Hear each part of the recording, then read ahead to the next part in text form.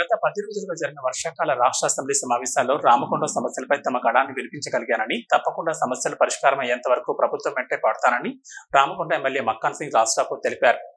Assembly సమావేశాలు ముగిసిన అనంతరం రామకొండ నియోజకవర్గానికి వచ్చిన ఎమ్మెల్యే ఆదివారం ఎమ్మెల్యే క్యాంపు కార్యాలయంలో ఏర్పాటు చేసిన విలేకరుల సమావేశంలో రాష్ట్ర అసెంబ్లీ సమావేశాలు జరిగిన తీరు, రామకొండ సమస్యలను అసెంబ్లీలో లేవనెత్తిన తీరును వివరించారు.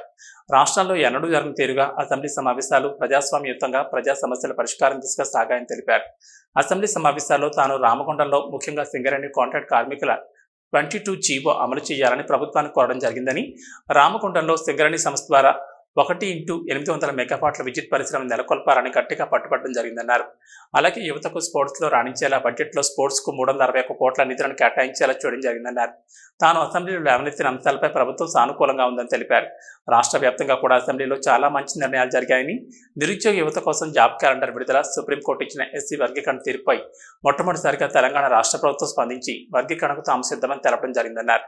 అలాగే రైతు రుణమాఫీపై ప్రకటన చేసి 31,000 కోట్లతో ఇప్పటికే 1,50,000 వరకు ఉన్న రైతులకు రుణమాఫీ చేయడం జరిగిందని, అంతేకాకుండా రైతు సంక్షేమం కోసం బడ్జెట్లో 20,000 కోట్లను కేటాయించడం జరిగిందని తెలిపారు. రాజీవ్ అభయహస్తం పేరున కోల్ ఇండియా సింగరేణి నిధులతో ఐఏఎస్, ఐపీఎస్ కు సెలెక్ట్ అయిన వారికి 2 లక్షల రూపాయలను కోచింగ్ కోసం ఇవ్వడం జరిగిందని వెల్లడించారు. అసెంబ్లీ సమావేశాల్లో ప్రతిపక్షాలు ఎన్ని రకాలుగా ఇబ్బందులు పెట్టినా ప్రభుత్వం మాత్రం ప్రజా సమస్యలపై అసెంబ్లీ జరిగేలా వ్యవహరించడం జరిగిందన్నారు. ప్రతిపక్షాలది అనవసరపు రాద్ధాంతం తప్ప ప్రజా సమస్యలపై పట్టింపు లేదని, ఎక్కడా ప్రభుత్వ ఉద్యోగుల జీతాలు ఆగలేదని, పెన్షన్లు ఆగలేదని, ప్రభుత్వ సంక్షేమ పథకాలు ఆగలేదని అన్నారు. ఇక రామకొండ ప్రాంతంలో కూడా త్వరలోనే అభివృద్ధి పనులు మొదలు కానున్నాయని, 6 నెలల్లో ప్రజలంతా రామకొండ ప్రాంతంలో మార్పులు చూడనున్నారని ఎమ్మెల్యే తెలిపారు. బడ్జెట్, కేంద్ర బడ్జెట్ తర్వాత బడ్జెట్ పెట్టాల్సిన ఈ సంవత్సరం, దాంట్లో చర్చించాల్సిన ఈ సమావేశంలో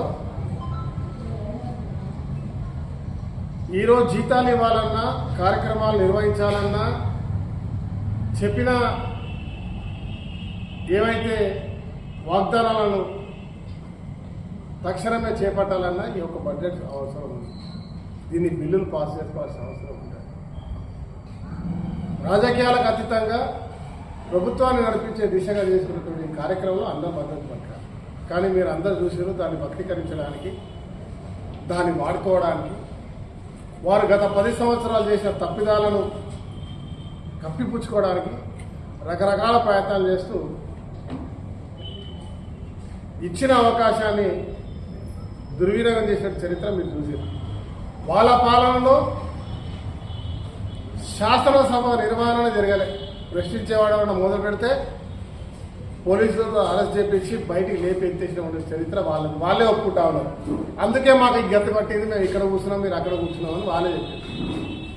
అలాంటి దుర్మార్గమైనటువంటి ఆ పాలన నుంచి బయటకు వచ్చి అలా స్వేచ్ఛనిచ్చింది. ఎన్ని రకాలుగా అవమానాలు చేసినా, దుమ్మెత్తి పోసినా, లేనిపోని నిందలు వేసినా కూడా నవ్వుతూ ప్రజల కొరకు చేయాల్సిన పనుల మీద చేసే కార్యక్రమం చేపట్టడం జరిగింది. స్కిల్ డెవలప్మెంట్ యూనివర్సిటీ ప్రారంభించడం జరిగింది. మొదటగా ఇది స్టార్ట్ అయ్యే లేట్ అవుతుంది అని అనేటువంటి వాళ్ళు ఉంటే, లేట్ కాదు, ఇప్పటికి ఉన్నటువంటి ఇంజనీరింగ్ కాలేజ్లో దాని వెంటనే అడ్మిషన్స్ 2,000 మందికి తీసుకుంటాం. ఆ 2,000 మందికి అన్ని కంపెనీలతో ఆ ట్రైనింగ్ తీసుకున్న వారికి విద్యాలు స్కిల్ డెవలప్మెంట్ సీట్ వచ్చిందంటే 100% ఉద్యోగం వచ్చినట్టు. ఈ విలేకరుల సమావేశంలో కాంగ్రెస్ పార్టీ నాయకుడు మహంకాళి స్వామి, మారెడ్డి రాజిరెడ్డి, ముస్తఫా, పెద్దల్లి తేజస్విని, ప్రకాష్, కొలిపాక సుజాత, గట్ల రమేష్, వేంద్రం రాజిరెడ్డి, చుక్కల శ్రీనివాస్ తదితరులు పాల్గొన్నారు.